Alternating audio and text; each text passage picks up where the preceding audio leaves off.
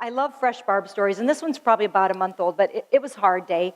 Went back to Iowa to be with my parents because my dad's brother died, so I wanted to go be at my uncle's funeral.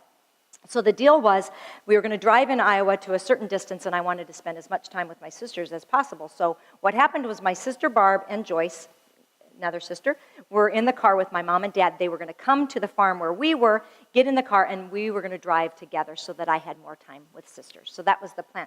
Now, my dad is a little bit like me, and he gets like, okay, are we going to be fine? Are we going to be fine? Are we going to be on time? Are we going to be on time? So my dad was a little worked up in the car, and he wanted Barb to get out of the car, Joyce to get out of the car, get into our car so we could get there on time for the funeral, okay? So my dad, in the meantime, was probably like, okay, when we get to the farm, you guys need to get out of the car and just get in because now we're running late. And so he was telling her, so Barb, she was already all wound up before we even get together, and she is strung tight anyway, so she comes out of the car, and I will not forget it. She makes a beeline from my father's vehicle. Zoom! She comes into the back seat of my car. She's always wearing a hat. She has a little hat on, and she's like this in the back seat of the car. And I'm like, why is she like this?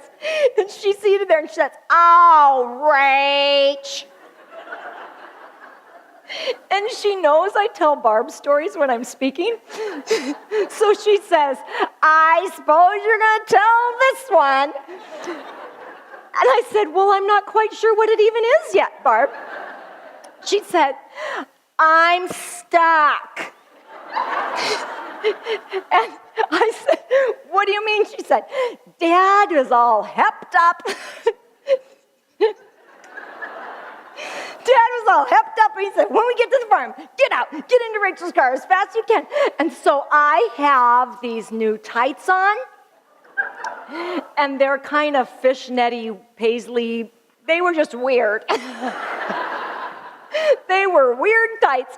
She had these weird tights on and zip-up boots that were black, but the top of the zipper caught on the other leg. Do you know? So she is in the back seat of the car, and she's seated, and she doesn't want to do this because then it's going to rip them. Do you know what I'm saying? She is in a predicament. So she's in the back seat, and she says, oh, Rach, they're brand new. So Michael's driving, and I'm trying to help them, but I'm really no help because I'm the last born. And the last born doesn't do anything except observe and go, I hope that works out for you, Just being honest. So I'm kind of like, I don't know, Joyce will help her. And my sister Joyce, of course, she did. She said, Barb, don't move. Just don't move. Now, and then Joyce leans over in the back seat, and she figures out where the little zipper compartment-y thing, the little hooky part, has attached to the little string on these bizarre tights. And she unsticks her. And she goes, okay, there you go. And she goes, oh, great. I thought I was going to go to Uncle Don's funeral with my legs all stuck. Okay, so really, why do I tell you that story? Well, number one, it's so fresh, and I have not told it yet.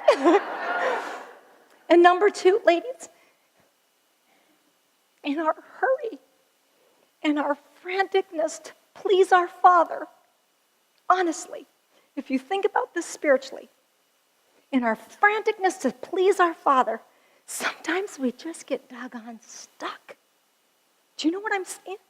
Like we get stuck in, I gotta please him, I gotta please him, I gotta please him, I gotta please him, and I just want to do this, and we do this Christian life thing in such a way that we fear the Father instead of know really that he's just plain delighted in us to begin with.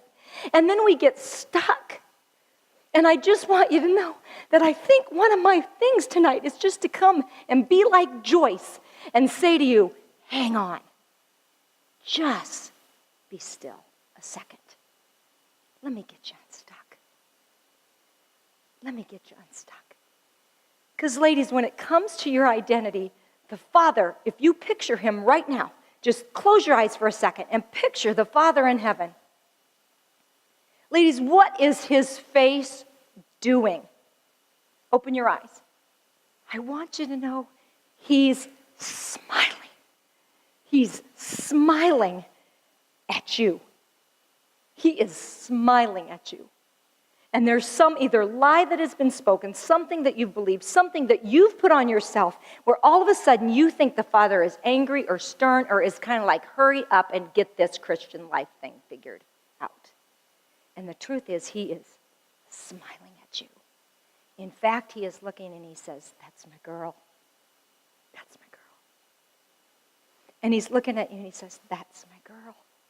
She's mine.